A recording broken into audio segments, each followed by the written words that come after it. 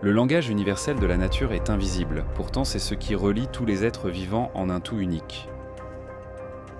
Dans les forêts, les racines des arbres sont liées à des réseaux fongiques, formant un système complexe et interconnecté sous le sol que les scientifiques appellent le Wood Wide Web. Ce réseau ne fait pas seulement distribuer l'eau et les nutriments, mais il permet aussi aux plantes d'échanger des informations. Les plantes communiquent de deux manières principales, chimiquement, en libérant des molécules spécifiques, et électriquement, en envoyant des signaux électriques similaires aux impulsions nerveuses chez les animaux et les humains. Par exemple, quand des insectes attaquent, un arbre génère un signal électrique qui déclenche des réponses défensives.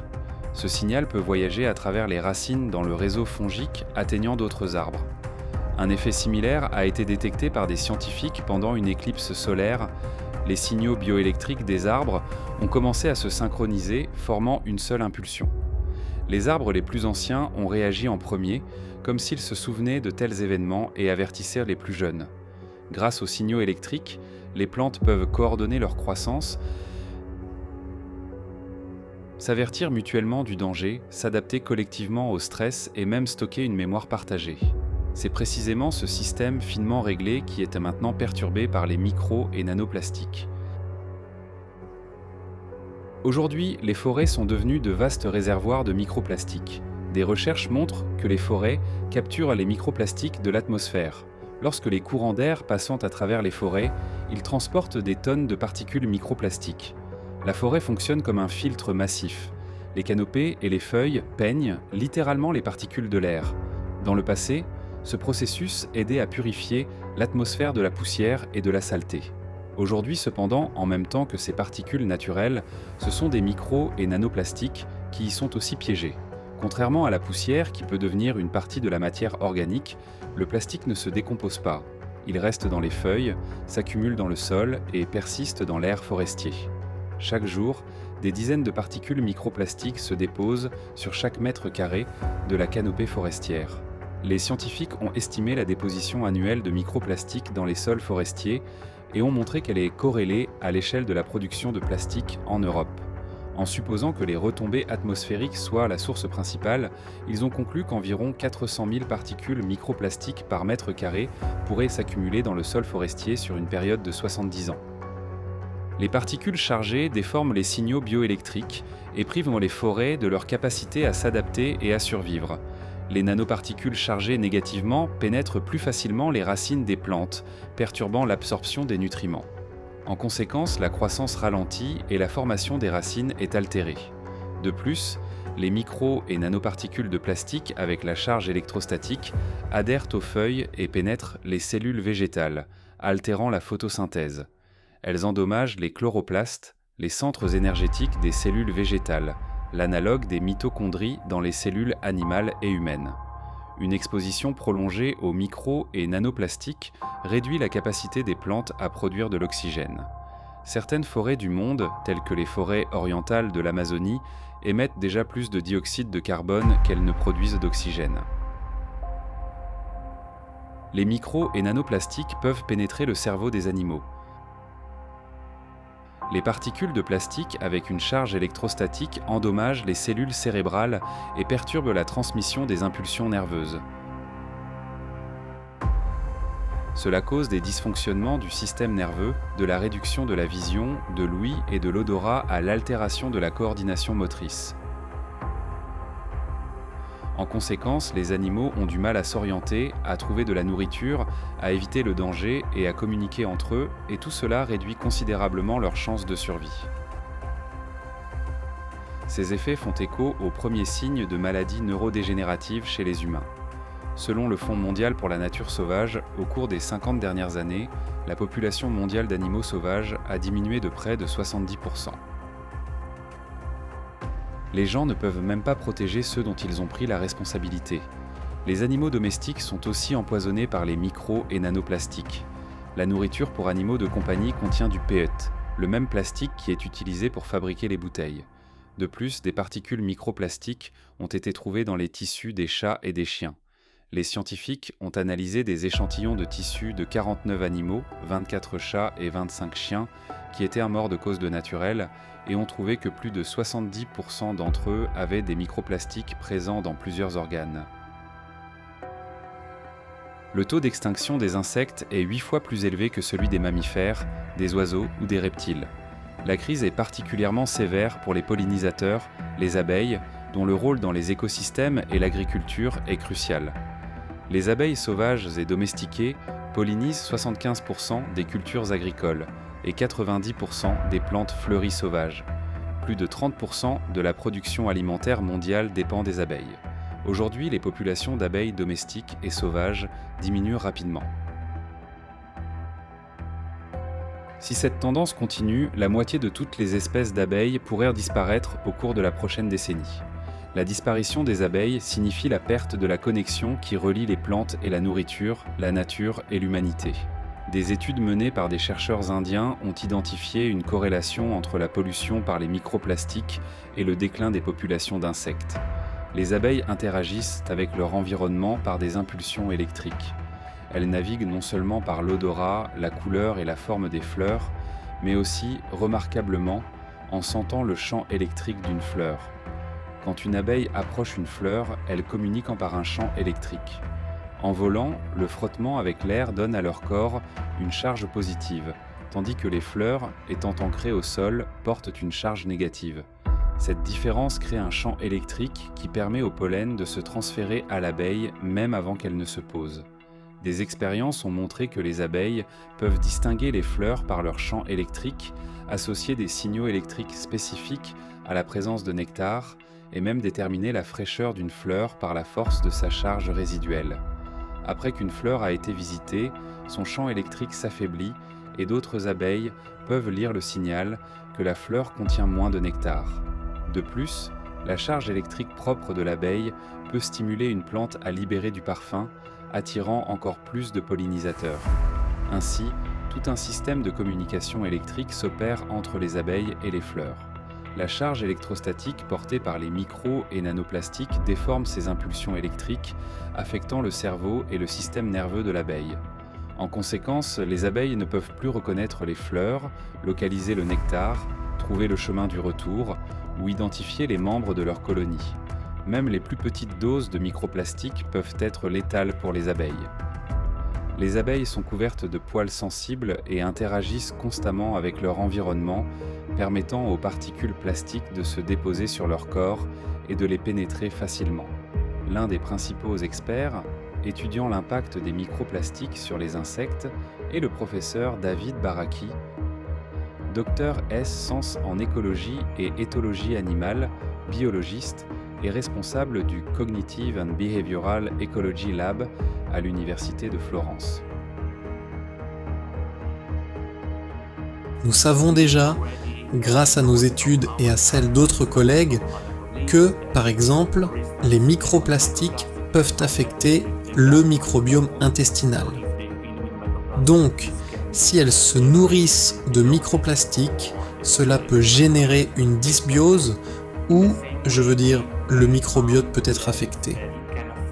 De la même manière, nous avons découvert que cela peut affecter la réponse immunitaire. Tant les abeilles domestiques que les bourdons présentent une sorte de dépression immunitaire.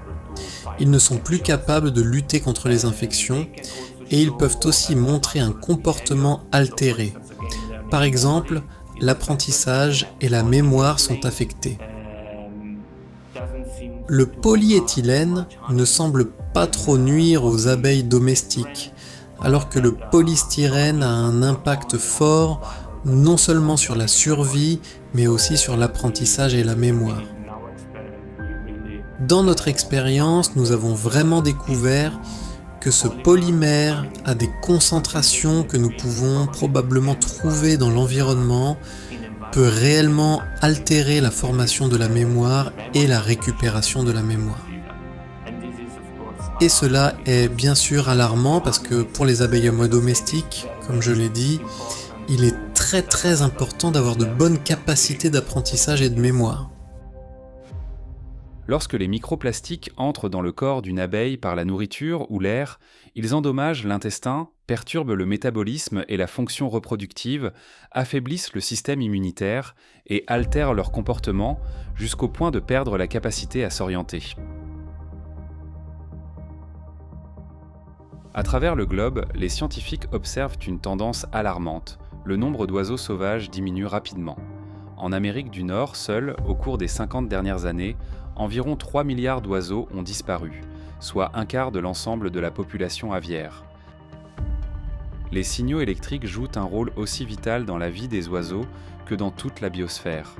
Le système nerveux aviaire fonctionne grâce à la transmission de signaux électriques du cerveau à toutes les parties du corps.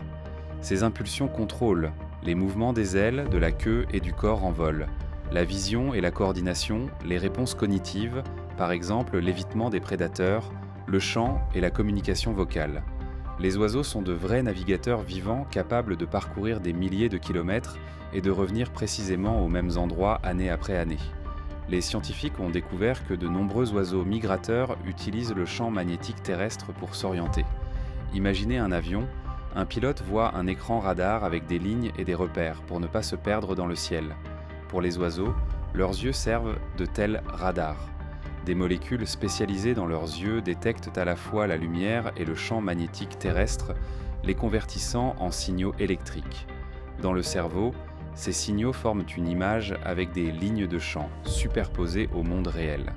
Un oiseau voit simultanément les nuages, la Terre et son radar magnétique, ce qui lui permet de maintenir son cap dans n'importe quelle direction avec facilité. Les particules micro- et nanoplastiques, avec une charge électrostatique qui entre dans le corps d'un oiseau, y déforment les impulsions électriques et perturbent le fonctionnement de son système nerveux. Cela entraîne une perte de coordination motrice, un affaiblissement de la mémoire et de la capacité d'apprentissage et une altération de la vocalisation et de l'orientation spatiale. Extérieurement, cela se manifeste par des vols de plus en plus erratiques, un comportement instable et même un gazouillis plus doux et affaibli. Les oisillons sont particulièrement vulnérables. Beaucoup ne survivent pas jusqu'à l'âge adulte, et ceux qui le font présentent souvent des troubles cognitifs. Cependant, ce n'est pas tout. Les plastiques endommagent le foie, les reins, l'estomac et le cerveau des oiseaux, provoquant des symptômes qui ressemblent à la maladie d'Alzheimer. Même les oiseaux qui paraissent en bonne santé perdent la capacité à prendre adéquatement soin de leurs partenaires et de leur progéniture, réduisant fortement leurs chances à une reproduction réussie. Sous la surface règne un monde unique où la vision perd son acuité et les sons se déforment. Dans ces conditions, la vie marine perçoit la réalité différemment, par électroréception, la capacité à détecter de faibles champs électriques et à s'orienter grâce à eux. Des prédateurs tels que les requins peuvent détecter de minuscules impulsions électriques produites par les contractions musculaires et les battements de cœur de leur proie. Même si un poisson reste immobile et caché dans le sable, ses signaux bioélectriques révèlent sa position. Tous les organismes vivant dans l'eau génèrent des champs bioélectriques continus en raison du flux d'ions à travers leur peau. Ces champs sont subtilement modifiés lorsque l'animal bouge ou lorsqu'un autre être vivant apparaît à proximité. Les impulsions électriques font partie intégrante de la vie elle-même, même sous l'eau. Les micro- et nanoplastiques chargés électrostatiquement peuvent déformer ou bloquer ces signaux, ce qui rend les créatures marines particulièrement vulnérables. En conséquence, les animaux marins et les poissons perdent leur capacité à localiser précisément leur proie, à éviter les prédateurs et à suivre les routes migratoires. Cela menace leur survie et entraîne un déclin des populations. De plus, les poissons exposés aux microplastiques présentent une large gamme d'effets toxiques, de la dysfonction du système immunitaire à une composition sanguine altérée. Des signes de neurotoxicité, de retard de croissance et de capacité reproductive réduite ont également été documentés chez les poissons. Tous les processus dans la biosphère reposent sur des impulsions électriques extrêmement subtiles. Ce sont ces impulsions qui se déforment sous l'effet des micro- et nanoplastiques avec charge électrostatique. Les micro- et nanoplastiques ont déjà pénétré tous les environnements et s'intègrent dans tous les écosystèmes. Les exemples donnés ici ne représentent qu'une petite partie d'un problème mondial. Des perturbations se produisent dans toute la biosphère sans exception et le résultat est le même partout. Déformation de la transmission des signaux, rupture des connexions biologiques, dysfonctionnement des systèmes vivants et finalement, la mort de la vie elle-même. Les micros et nanoplastiques sont partout et tout ce qu'ils touchent meurt lentement.